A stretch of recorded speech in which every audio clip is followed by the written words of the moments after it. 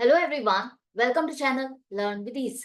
आज का टॉपिक है काउंटिंग रेशियोज का, जिसमें हम सॉल्व करेंगे question number 28 chapter 3 TS Grewal की बुक से class 12 accounts. Online sessions, online classes के लिए आप मुझे स्क्रीन पर दिए गए इस नंबर पर व्हाट्सएप कर सकते हो अपना नाम और क्लास।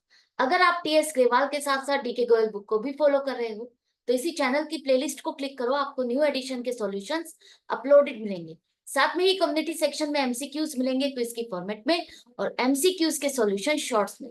तो बहुत कुछ है चैनल पर, विजिट द चैनल। अच्छा लगे तो शेयर और सब्सक्राइब जरूर करना। क्वेश्चन में दिया है कि एक कंपनी जिसकी वर्किंग कैपिटल है 3,60,000, टोटल डेट्स 7,80,000 और लॉन्ग टर्म डेट्स है 6 लाख, इन्वेंट्रीज 1,80,000। आपको लिक्विड रेशो निकालनी है।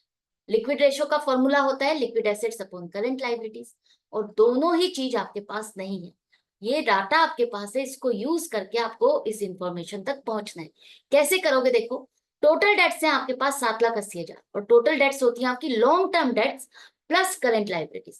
लॉन्ग टर्म डेट्स कहो या नॉन करंट लायबिलिटीज कहो, दोनों एक ही बात है।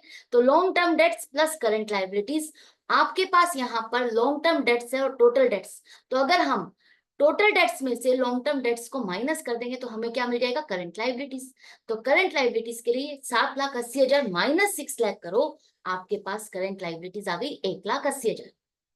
दूसरा आपको चाहिए लिक्विड एसेट। लिक्विड एसेट के लिए यहाँ पर देखो आपके पास वर्किंग कैपिटल है, और वर्किंग कैपिटल क्या होती है? Current asset minus current liabilities.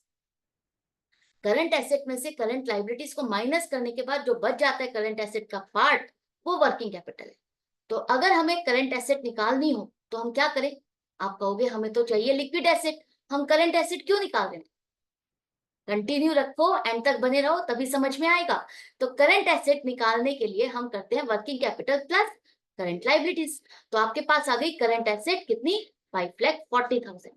3,60,000 आपके पास है क्वेश्चन में, और 1,80,000 करंट लायबिलिटीज आपने निकाली, तो दोनों का टोटल 5,40,000 हो गया। अब आपको पता है कि अगर आपको लिक्विड एसेट निकालनी है तो करंट एसेट में से इन्वेंट्रीज जो कि आपको दी गई है 1,80,000, इसको माइनस कर दोगे तो आपके पास लिक्विड एसेट आ जाएगी।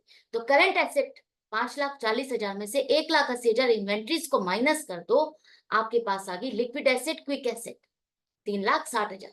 अब दोनों चीज आपके पास आ गई, जिससे आपको रेशो निकालनी है। तो लिक्विड एसेट है 3,60,000 और करंट लायबिलिटीज 1,80,000।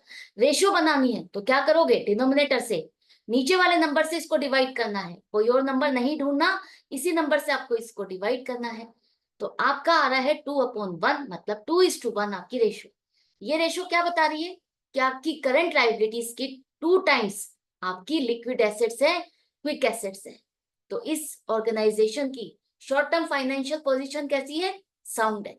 तो इसी तरह से क्वेश्चन को सीखते रहो, समझते रहो और एंड तक बने रहो, तभी तो हर कॉन्सेप्ट आपको क्लियर होगा। तो मिलते हैं नेक्स्ट वीडियो में नेक्स्ट क्वेश्चन के साथ। Goodbye and take care.